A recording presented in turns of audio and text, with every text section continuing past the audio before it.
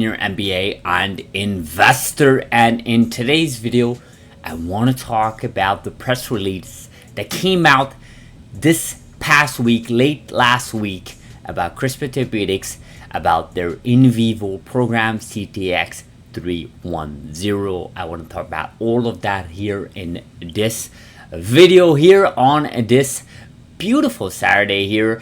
A little bit clouds here and there, but it's going to get a lot sunnier here in the day here in Toronto. So hopefully wherever you are, it is a beautiful Saturday. Hopefully a beautiful weekend too. We're due for a nice summer. Tough winter, tough spring for many places around the world. So hopefully this year's summer is gorgeous and beautiful. Last summer was actually really nice. If I remember, there was barely any rainy days.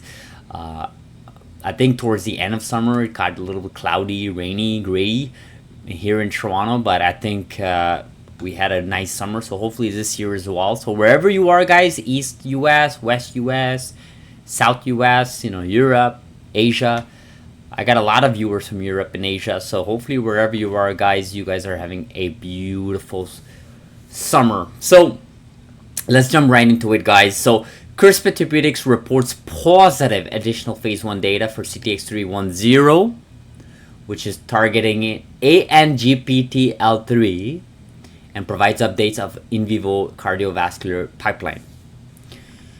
So the updates are as follows. There's a peak reduction of 82% of triglycerides and 86% of low density lipoprotein with well-tolerated safety profile. And we're looking at a complete phase 1 data presentation for the second half of 2025 in a medical meeting. Data update for CTX310 is now expected for first half of 2026, so they pushed that data forward. And preclinical in vivo cardiovascular program for CTX340 advancing in IND and CTA filings. Okay, so a couple of things, guys.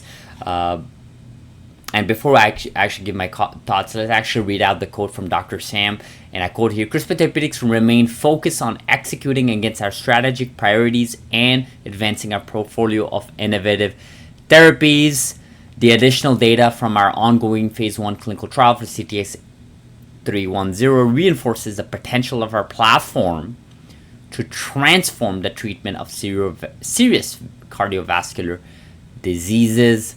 We are progressing with our dose finding study and expect to share complete data at a medical meeting in the second half of this year. And of quote on this end, obviously they talk about CTX320.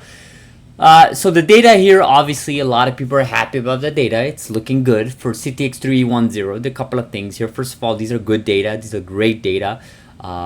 In fact, this is targeting, again, the leading cause of death in America, which is heart disease. So this is a very important program. More importantly, more in the CRISPR landscape and more maybe a little more technical side of things, this is in vivo. You guys gotta remember, Cas9, the approved FDA program from CRISPR Therapeutics, and any program in the CRISPR landscape uses ex vivo Cas9, which is you take the patient's cells out of the body, you do some work in the lab, everything's good, then you go back and inject it back to the person's body. That's ex vivo.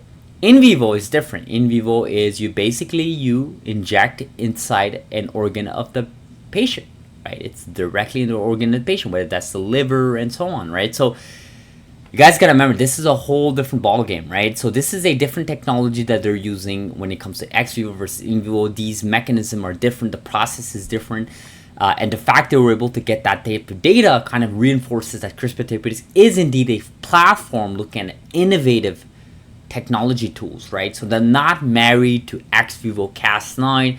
They will look at other platform technologies such as in vivo, such as specific set of diseases that in the past we didn't really see CRISPR Therapeutics tackling. Heart disease, they came about that announcement, I think it was like 3 years ago. They came out and said, you know what, we want to tackle heart diseases. And I'm not sure if it was because of what was happening with Verve at the time. They went public, they got some good traction. Or, of course, the space realized that, guys, the leading cause of death in America is heart disease. Why don't we tackle that? Let's put up this technology that we call CRISPR.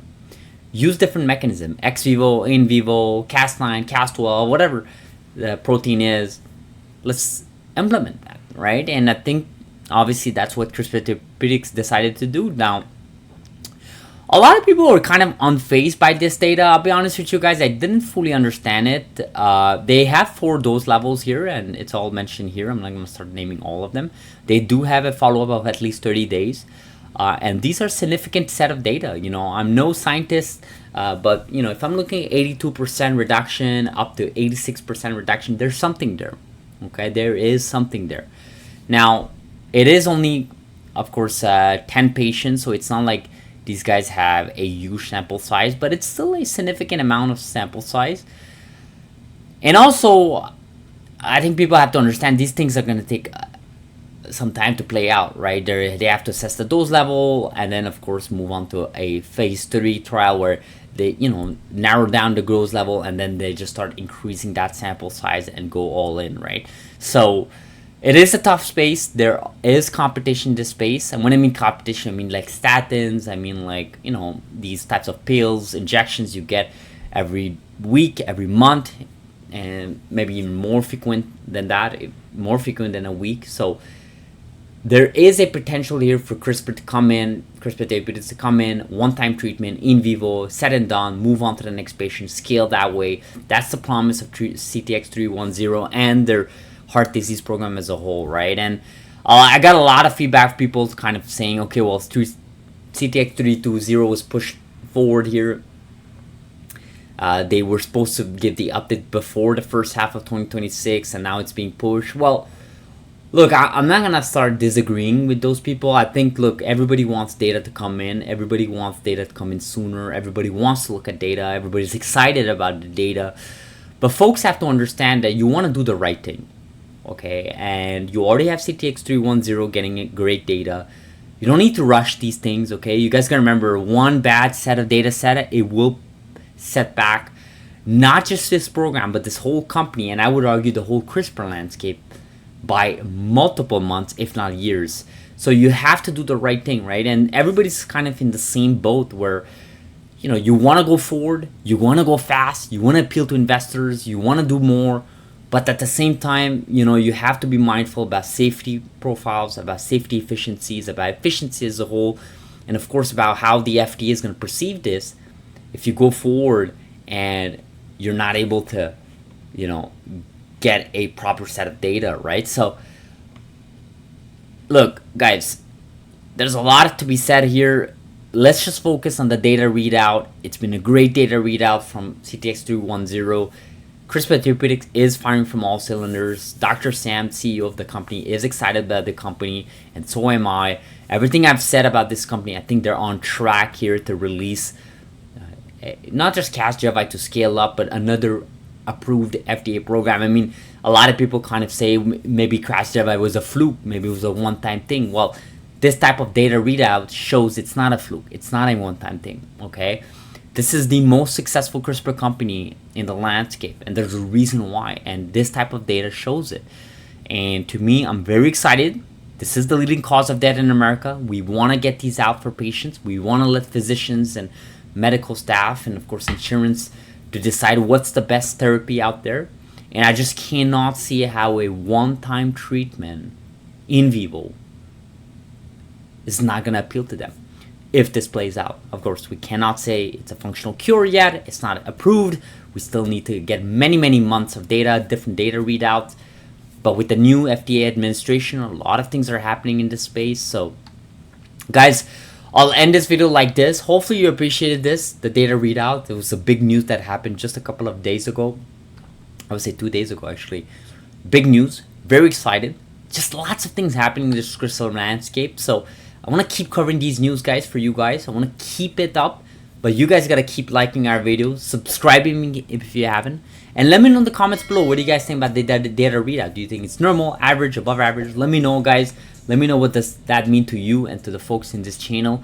And we'll see each other in the next video, hopefully Sunday, tomorrow. Thank you.